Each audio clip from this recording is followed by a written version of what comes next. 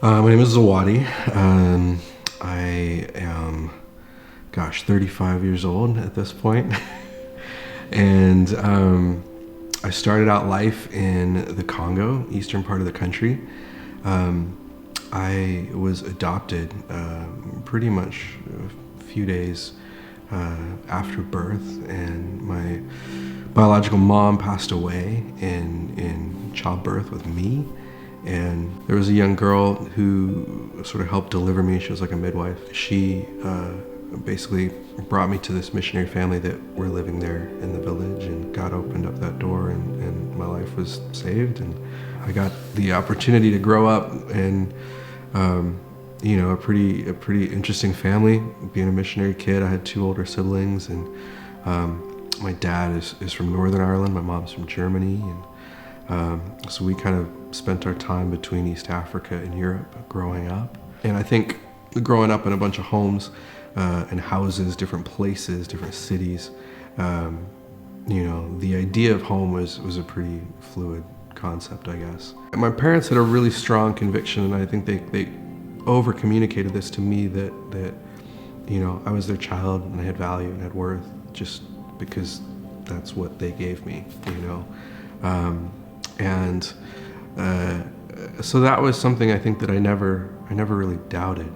The questions that I had later on, as it related to purpose, and as it related to my relationship like with my biological family and things like that, a lot of those questions were able to be entertained and had in a safe space and encouraged and explored together. And yeah, I was super grateful for that. I remember when my wife and I were dating and we started getting serious. I remember telling her pretty early on, right off the bat, sort of, if this ends up in marriage, like I need you to know that adoption is like going to be a part of my story. That's something that is kind of a non-negotiable for me. And she was like, yeah, that sounds great. We had our first child, Cohen, our son. He's 6 years old now and is just a bundle of energy. And then we have our daughter, Kavira, who we adopted and brought into our family about 3 years ago. I think one of the things that has been really obvious to us already is just sort of understanding that the way that we give and show love to our kids is different based on their needs and based on what they require. There's a lot of stuff that I think, because we've been able to have sort of our time with Cohen his entire life, for example, there's a sense of rootedness in place that he has that we recognize that Kavira doesn't have yet. And so there's a lot of sort of extra effort to ensure that she knows that she's loved, and she knows that she has place and purpose and permanence. Part of like being a student of our kids means just like observing some of their behaviors, and really trying to sort of understand what's the root of that. Where does that come from? And I think especially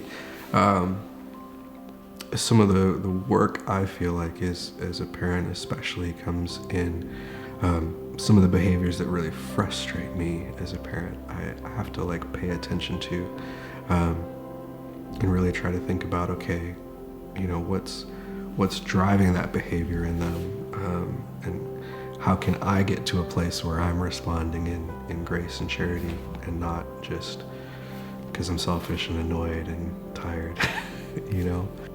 And I think as a parent now, there's plenty of times where I think, oh, I probably shouldn't have said that, or should have said that differently, or should have done that differently, or can't believe it took us this long to figure that out.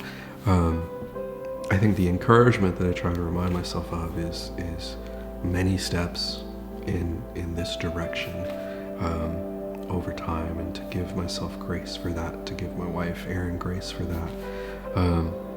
to give my kids grace for that. I mean, gosh, just this morning, I can't remember what it was. Cohen did something that he's known he's not supposed to do, and I'm like, we've had this conversation time and time again.